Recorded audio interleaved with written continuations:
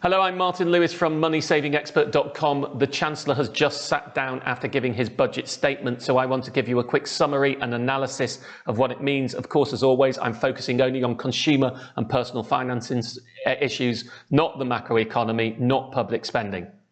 So let's do the income increases first. Benefits and the state pension will both be increased in line with September's CPI inflation, which is a 10.1% increase. To give you an example, and it's all benefits, not just universal credit, but for somebody who is single and aged over 25, currently on universal credit, the standard payment is £334 a month. That is going up to £369 a month from April. Currently, the full new state pension, and there are other versions, and you may not be on the full state pension, is £185 a week for a single person. That will be going up to £204 a week from April. That's a rise of £972 a year, taking the full state pension, new state pension, to £10,600. Worth noting, though, also from April, a typical energy bill is going up to £3,000. I'll tell you more about that in a moment. So that's nearly 30% of it. I mean, when did energy get to be 30% of people's take-home income? The minimum wage and the national living wage and all the different variants of it, they're going up almost by the same rate, going up by 9.7%, taking the minimum wage for somebody who is aged over 23 to £10.42 an hour from April. So those are those income rises coming there. Now, let's move on to energy, the big one and the worrying one. We are currently under the energy price guarantee, which means that while we were expecting energy bills to go up in October by 80% under the old price cap system, the energy price guarantee means the state subsidises that rise, so it only went up by 27%. I know it's still huge and it is double what people paid last year. It's not cheap, but there is some state subsidy to everybody's energy bills.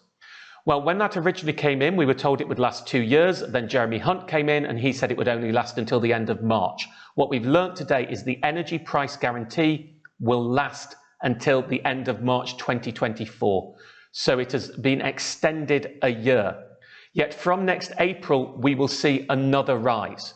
We will see the energy price guarantee go up by 20%. So for somebody on typical use, and this is just for illustration, it's relatively meaningless, but it gives you an idea of the scale.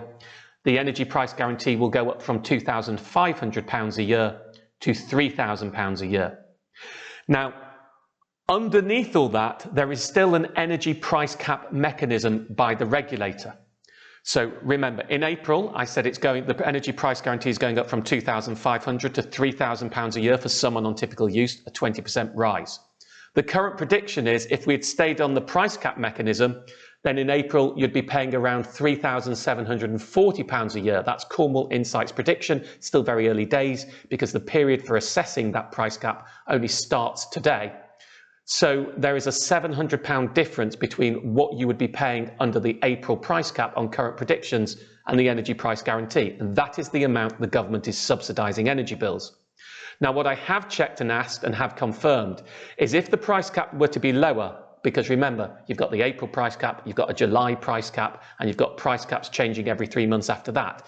If any of those price caps were to be lower than the £3,000, then we will pay the cheaper price cap rate. We will not be on the energy guarantee rate because the government won't be subsidising anymore. Now, there were a couple of other things talking about energy rates that weren't said in the speech, but are going to be happening. First of all, they will be consulting as to whether the energy price guarantee could be capped based on volumetric rates, which is a way of saying you pay a cheaper rate for the first amount that you use, and then if you start using quite a lot of energy, the rate will go up. There's a consultation on that. They will be looking to see if they can do that, and that could come in as part of the energy price guarantee before March 2024. After April 2024, they are also consulting on moving to a social tariff system.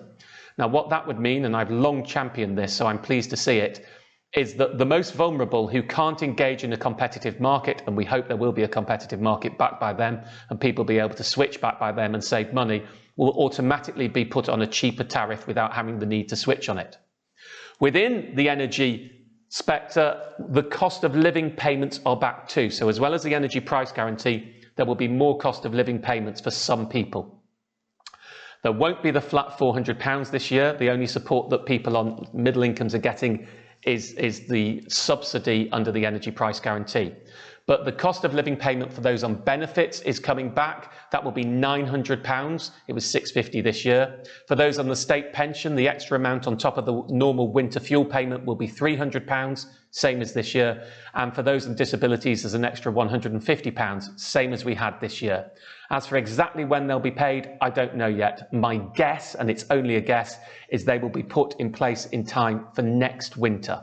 So those payments will come sometime probably around October, September, and the cost of living payment will probably come in 2 tranches as it did this year. Now, let me move on to mortgages and rents. There was very little said in the speech itself, but there was some news in the underlying documentation. And just to say there's so much of that documentation, this is my instant reaction as he's just sat down. There may be more to come. On mortgages, there is a change to the support for mortgage interest payments. That's support for people who've lost their jobs, and that helps pay the interest, not the repayment part, the interest on their mortgages. Currently, you can only get that after you've been out of work for 9 months. That will be changing, so you can get it if you've been out of work for 3 months. And also there's a rule that says if you have any earnings at all, you can't get it. That rule is being scrapped and it will be on an individual assessment basis.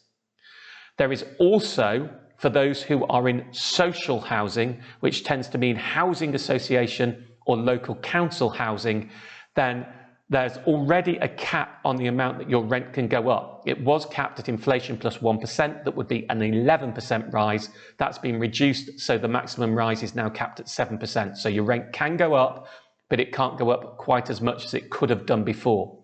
Other news on mortgages that isn't printed anywhere, but I can tell you, is I met with Jeremy Hunt on various issues, including energy and mortgages, earlier in the week to give him my thoughts. I pushed hard that we need more flexibility and forbearance in the system for mortgages for when it comes to spring and interest rates are at their peak. That doesn't just help those on mortgages, it helps many on rent, because the people who are charging them rent have buy-to-let mortgages, and it needs to bring in the system.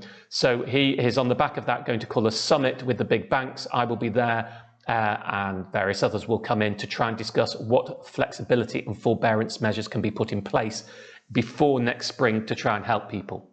And then to finish off, we get on the thing that was well flagged, taxes. The tax thresholds, the amount at which you start paying tax and then the 40% rate of tax, have been frozen, as have inheritance tax thresholds and various others. Now that's what's called fiscal drag. So think of Jeremy Hunt in Rouge, not because it helps, just because it's a nice image at this moment. So Jeremy, the fiscal drag means that when earnings and inflation are going up, if you keep the thresholds the same, the state takes in more money. Very simple example. Currently you start paying tax at £12,550. £12,570 rather. So if you earn £12,000, you don't pay any tax. Now let's imagine you had a pay rise taking you to £13,000. Chance would be a fine thing, but let's just imagine it anyway, because incomes are going up. Well, now you earn above the threshold and you start paying tax on some of your income. And that happens at every tax threshold, which is the big way that the state will be making more money on the back of this. They've also reduced the threshold at which people start paying the 45% top rate of tax. So now that will come in at earnings above £125,000 rather than earnings above £150,000. So that's charging more tax on the highest earners. There's been some changes to the rate that you're allowed to earn capital gains tax-free. Has dropped. It's dropping from around 12 grand to around 6 grand next year and 3 grand the year after.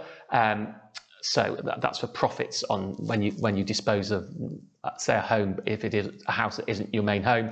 There'll be a new tax on electric cars from 2025, making them similar to other cars, and the tax that you can earn on dividends has dropped. Final thought on the tax thresholds. Actually, the one thing we learned today is they've been frozen longer till 2028, but of course that's past the next election. So really, I think that's just for helping balance what the books look like in the future to help the markets. The reality is, whether Jeremy Hunt or somebody else is a new Chancellor after the next election, you can be pretty sure things will change. I hope that summary helps you. It's instant, so you know, there might be some I dotting and T's to cross, but I hope it helps.